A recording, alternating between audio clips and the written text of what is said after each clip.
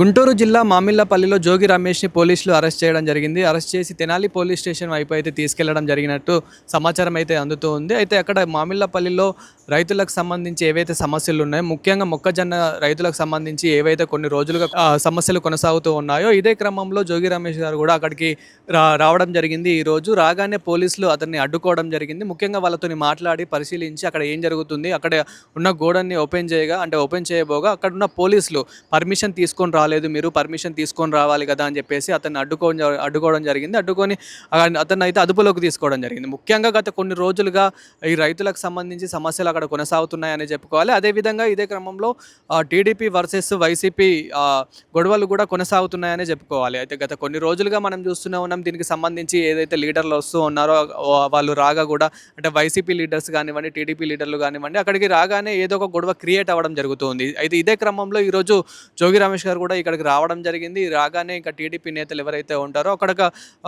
గొడవకి పాల్పడ్డట్లయితే తెలుస్తూ ఉంది. ఇదే క్రమంలో పోలీసులు కూడా రావడం జరిగింది, అదుపులోకి తీసుకోవడం జరుగుతూ ఉంది.